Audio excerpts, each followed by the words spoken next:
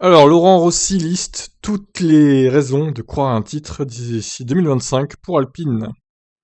Voyons ce qu'il dit. Le premier, bien sûr, le grand changement de réglementation aérodynamique cette année, qui donne une occasion inespérée à Alpine de refaire son retard d'un coup. Je crois que nous avons tous les outils pour y arriver dans l'environnement spécifique. Nous réinitialisons la performance du plateau avec une nouvelle règle. Tout le monde repart de zéro et nous travaillons avec les mêmes contraintes. Nous voulons gagner des courses et finalement un championnat. Et ce, d'ici la fin de 2024 ou 2025, selon la date de la fin de la période réglementaire. Comparé à Aston ou McLaren, par exemple, Alpine dispose d'un deuxième avantage, son statut d'équipe usine, avec Renault. L'une des raisons pour lesquelles nous pensons que ce plan a de grandes chances de porter ses fruits, Alpine, est que nous sommes avant tout une équipe d'usine, donc par rapport à toutes les équipes du milieu de grille, nous avons au moins ça.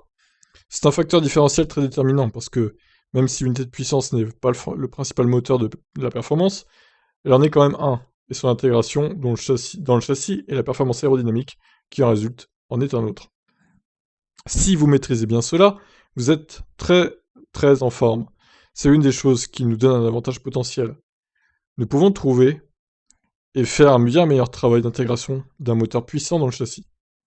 Troisième argument, budget. Car même en comparaison des autres équipes, Ferrari, Mercedes, Alpine disposent d'un budget égal, sinon du moins similaire, pardon, grâce au budget plafonné. Même si certaines équipes ont de... Voilà, encore une fois, voilà, ça veut rien dire cette phrase. Même si certaines équipes ont de meilleurs moyens. Il faut enlever le ou, tout simplement. Ne nous cachons pas derrière un chiffre, car c'est plus ou moins le même jeu. Il devient donc un peu plus facile pour nous de nous battre. Ce n'est pas comme si nous mettions 200 millions de dollars et qu'ils en mettaient 500 millions. On met tous 200 millions de dollars, plus ou moins quelque chose, c'est bien. Nous pouvons le faire. Ensuite, nous pouvons profiter de l'expérience de 5 ans en Formule 1 avec le moteur et le châssis.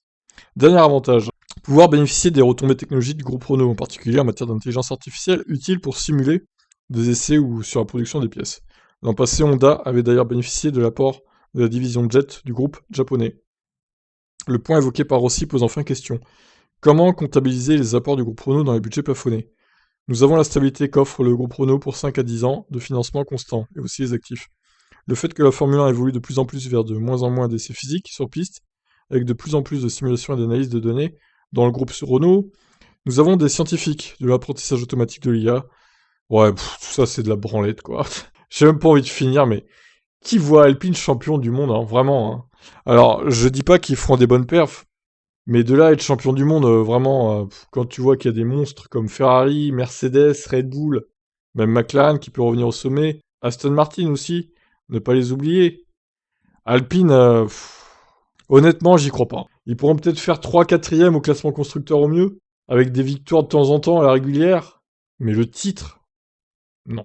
Encore une fois, avec le groupe Renault, bah, on a un peu les yeux plus gros que le ventre et on croit à beaucoup de choses et au final, rien ne se passe comme prévu, quoi.